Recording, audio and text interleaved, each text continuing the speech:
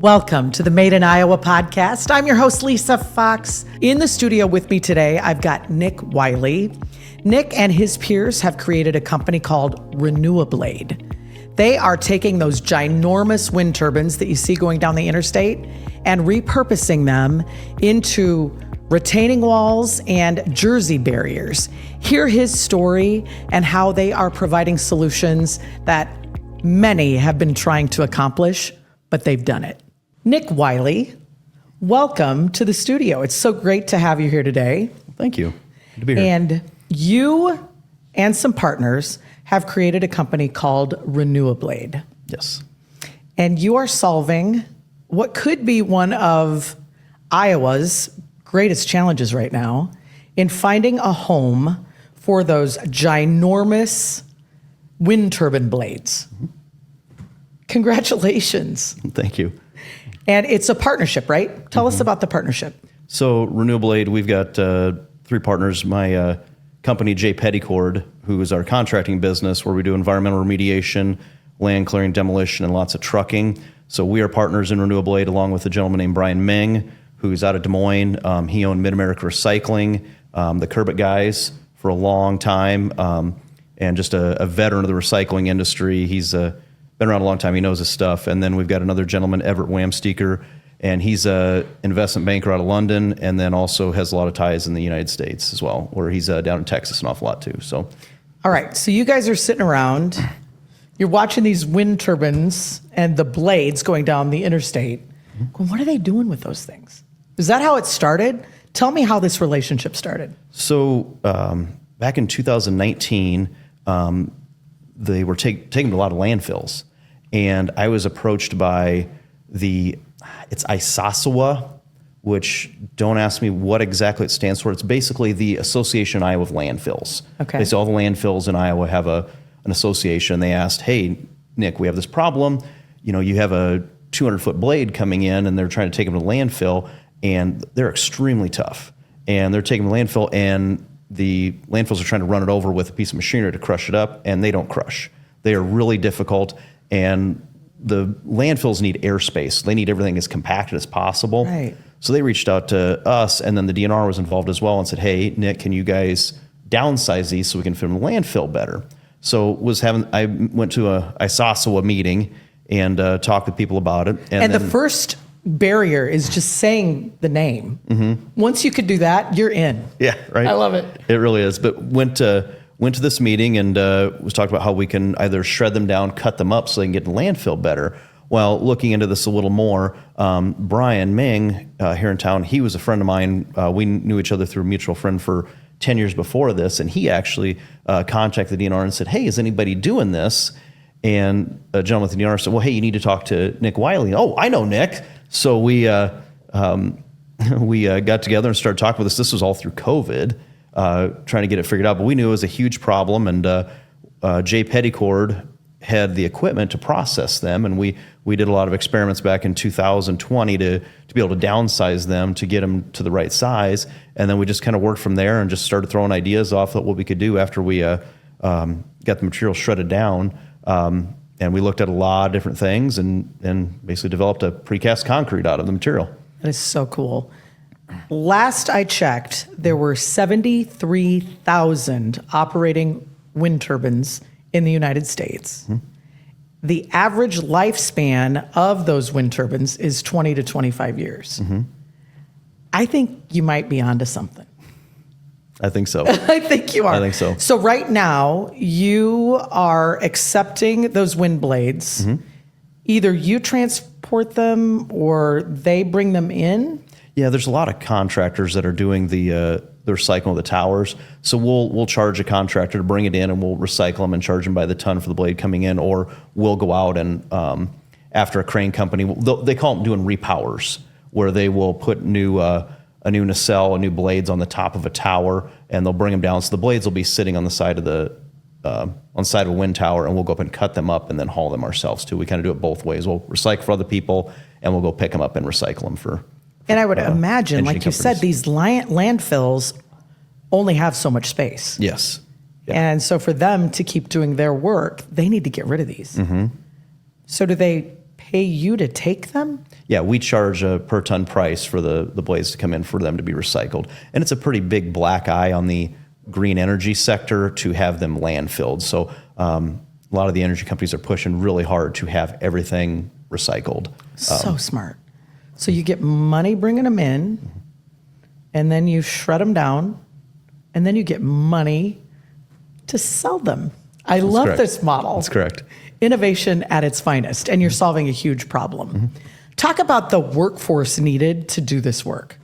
We've got a few people that it takes to shred them down, and a very specialized piece of equipment that's made in Europe. It's a slow speed, high torque shredder that we can put the blades into, and it will shred them down into smaller pieces. And we basically take it from there, and we have a precast concrete line where we can, we've got some different mixing units that we will make the concrete. It took a while to figure out the correct machinery to make concrete from windmill blades. There's nothing on a shelf that some random company will have that will make this type of concrete. So we had to piece together a few different pieces of machinery that would work to be able to mix the blades. Let's talk about that process. So who was at the table developing this new piece of machinery? It was myself and the partners. Of course it was. And engineering background, what's your background? I've been in the contracting business for 25 years. I actually was going to Grandview College while I worked at J. Petticord. I started in 2000. So yeah, I had 25 years in last month. But we've been in the recycling, grinding business. I mean, it didn't take us long to figure out that part of it, to downsize it. It was piecing it together with and how to make the correct formula. We've got a lot of admixtures, correct ratios of cement, the aggregate we put in. It took a lot of trial and error to get that figured out. And it's just like anything. We had to just say, I can tell you right now, our first batch of concrete wasn't very good. You just gotta jump in and just start figuring it out. Try it. 1 foot in front of the other. Yep. Well, and there's a reason that this hasn't been done before. What is that reason? Is it the capital expenditure for the equipment, or is it just putting it together? I think it's just putting it together. I mean, it takes a lot of experience and a lot of trial and error to get this kind of thing figured out. Like I said, I've been grinding and crushing and recycling things for 25 years. Just putting that together and then being able to make the concrete. I have some concrete background, but I was a business major at Grandview here in town. So it was just trial and error, literally. I mean, and the last couple of years putting it together, my wife, bless her heart, has been out there helping me. Like I'm working on the mixer, yelling down to her as she's taking notes. Hey, we got this much material in this mix, and she's like taking notes. And then we had a bunch of employees who were helping, and then Brian Ming was out there too with us, just piecing it all together. Just get it figured out. Well, and you overcome every obstacle as it appears, and figure oh my gosh, it out. There's been so many obstacles trying to get this. The formula it took, and just like I said, the admixtures that go in, it was definitely not something we just snapped our fingers at and had figured out. Did you ever get to a point where you're like, okay, this isn't going to work? Oh, a bunch of times. Like, what am I doing? How are we going to make this piece together? Bunch of times, but I don't know of anybody that's ever tried to make something from scratch that hasn't had those emotions. Right. As a business owner with my partner Jeff, oh my gosh, we go up and down and sleepless nights, and oh my gosh, we're going to get this figured out. And just our regular contracting business is just we just gotta stay after it. I don't know everything by any means. Right, but if you've got, it's almost a resilience. Yeah. That that you've got something here, and if you just keep pushing through, and again, surround yourself with the right people. Yes, absolutely. That's the key. That complement one another. All right. Let's get to the products. So you've got really two types of products, correct? Yeah, we've got two products that we've been selling this year and looking for more things to make from precast concrete. And one is a decorative stone. A decorative retaining wall block. We actually just got a bunch of press on it about a month ago, where we got some larger retaining wall blocks that we can make with a decorative kind of stone side on them. When we pour them, it kind of has a decorative side, I guess. I don't know how else to put it, but they're kind of set up. Picture a big concrete block like a Lego, and they've got the little knobs on the top like a Lego would, and they just set together. There's a lifting point on them. We can set them down. But yeah, we just there's a credit union downtown that just built a big wall out of it, and they loved the green aspect of it. So, And I asked you to bring one in, but you said no because they're 3,300 pounds. correct. They're very heavy. They're not so portable. No, I wouldn't make it in the back of my truck. So yeah, it's big. I mean, we have to make big things. We were looking at, like the car stops in a parking lot. We need big things with high volumes of concrete to make. We just, you've got a blade that weighs 40,000 pounds. That's a lot of concrete. And tell me again the length. Oh, a lot of the blades are anywhere. We've seen some smaller ones that are about 70 to 80 feet long, and we've seen some that were well over 200 feet long. So, holy cow. Mm-hmm. Yeah. And how many do you think you have shredded so far? Oh, we've got a couple hundred. That's amazing. Mm-hmm. And to know that the product that you're creating could, what is the lifespan of the products that you're creating from the blades? It'll last a long time. They're really good concrete. Like forever. Mm-hmm. Good luck destroying them, right? All right, so we talked about the decorative retaining walls. Mm-hmm. What is the other product line? So we're making a Jersey barrier as well, which is kind of like the barriers you'd see along the highway of the construction. If you live in Des Moines. Waukee, you see 18,000 of these on I-80. Yeah, so yes. we're making a Jersey barrier, more of a commercial grade application where a concert venue could use them for parking, high school directing, but we're really pushing those, and we sold a bunch of them already. But we'll able to put a fence panel on top of them, and then a general contractor, say one of the companies from Des Moines, would buy them, put them around like a hospital remodel they're doing. They would be a security fence with a Jersey barrier and a fence panel on top that they can easily move around, but a snowplow is not going to knock them over when snow happens. Their car isn't going to run through them into a construction site. But it's very, very strong security fence. So who is the end buyer then? Is it the cities? Do cities buy them? Cities could buy them, yes. General contractors is what we've been selling them to, that product. Okay. Just construction security. It's easy to just set them out for a perimeter fence around a construction site to keep it safe, and easily to pick up and move around with a telehandler or a forklift on site, and you can move them around and do whatever. But they're, like I said, they're very heavy duty. You're not going to get knocked over by a snowplow. They're not going to blow over in the wind. So that's where we're at with that product. Then we're always looking to develop more. We want to push more of the energy companies to buy concrete for purposes that they need from us, so the blade can come down. That circular economy, basically, cool. where it comes down and we can sell back to Mid-American Energy or Alliant Energy or NextEra Energy, any of the big ones around Iowa, where they can buy a product back from us from the blades that they needed recycled. Awesome. So we are, Iowa, the number 2 producer of wind energy in the country. Yes. Who is number 1? Texas is. So I would have to imagine that Texas might be inviting for you to come and help them. Yeah, we've looked at it pretty hard, and we've had some invitations down there, but we haven't.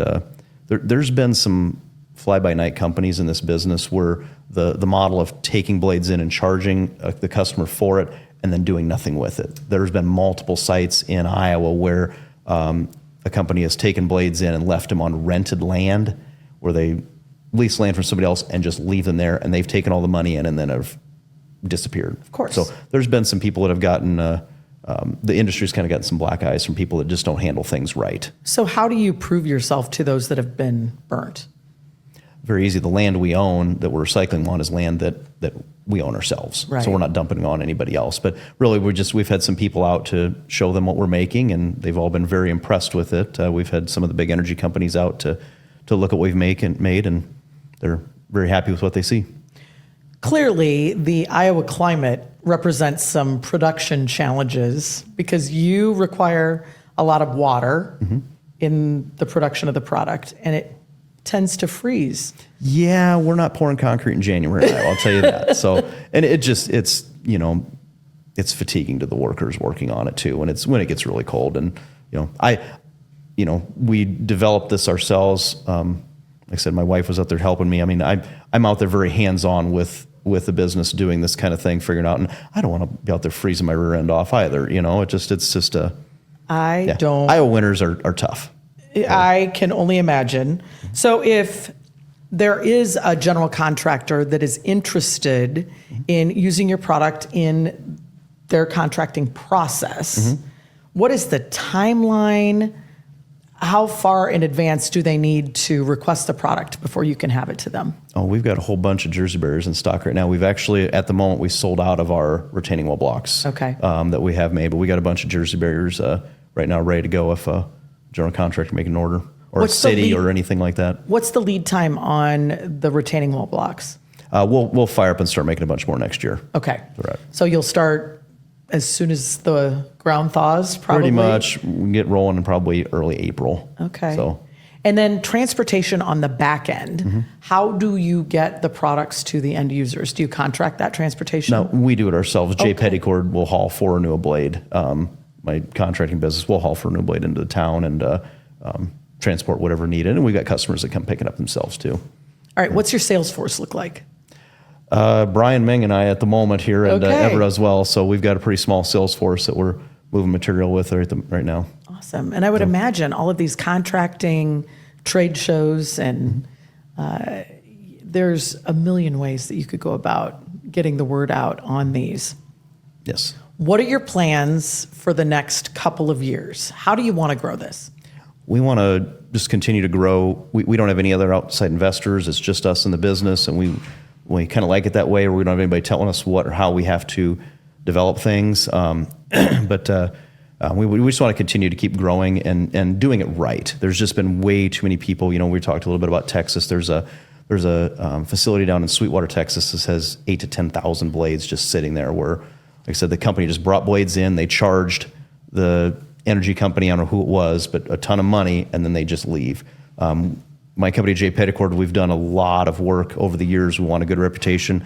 Brian's been in the business for a long time, and he has a good reputation. We don't want to tarnish that. And we never, in the development side, we had opportunities, well, hey, can you take 1,000 blades? And we never, years ago when we were developing the kind of the research and development stage, we never got out over our skis, where we took in more than we could handle. But right now, we're open for business and ready to roll. Well, I'm doing the math here. So they have 8,000 to 10,000 blades. You've done 200. So you should be good for a while just with Sweetwater. Yeah, I don't know how that's going to work out. That's going to be a tough deal. Somebody down there in the state of Texas, or somebody's going to have to pay a lot of money. It's maybe somebody has better technology than we do, but right now we have to make money on the front end to be able to produce the product to sell on the back end. Well, that equipment you could sell too. So you could sell it to that Sweetwater landfill. There you go. See, I've got you. Just hang around a little bit more. Right. Anything else you want the audience to know? I am so glad to know you. I saw your article when it came through, when you got the press on the decorative retaining walls, and I was like, I got to know these people. So I know IEDA, Debbie Durham and her folks have been looking for ways to use these blades. And so you're just kind of a really happy solution, and Mid-American has to just love you. We've had a lot of conversations with Mid-Am, but I tell you, one thing that's been really cool, the DNR in Iowa here has been extremely helpful. I mean, it is the permitting process we went through for a lot of this stuff is completely new to them as well. And I had a lot of really good conversations with them. There's a gentleman that handled the air quality stuff for us. They are just cheerleaders for us. It's never we're lucky here in the Iowa with the DNR that we have. They are so helpful. Jay Petticord, our contracting business, we do a lot of compost production as well, and they are extremely helpful. But you want to talk about, hey, Nick, how can we help? What can we do? Not this regulation, this regulation, this regulation. Let me find 15 ways that I'm going to stop this from happening, right? Yeah, the DNR has been extremely helpful. And we actually received a swap grant from them. It's from the DNR. Basically, it was a low-interest loan to help us with some equipment purchases. And the swap grant is designed to keep material from landfills. So the board that approved that loan, gosh, we got that maybe a year ago. Awesome. Have a look. But they were just... DNR has been phenomenal here in Iowa. Just, hey, how can we help you guys get going? The permitting process, like I said, was a great discussion with them. We've had them out to look at what we're doing, and they've been champions of almost ours. A partner. Sounds like they have been wonderful to deal with. But what a great solution that you've offered them too. Yeah. because that's a big black eye for them. So, well, thank you for what you do. Thanks for taking a chance. It's hard, and it sounds like you've broken through to the other side, and I can't wait to see the success. Would you do me a favor? Would you come back when you've got a new product to announce? I'd love to. I think it's coming. I have absolutely no doubt. So it's great to meet you, Nick. Yeah, dude, thank you.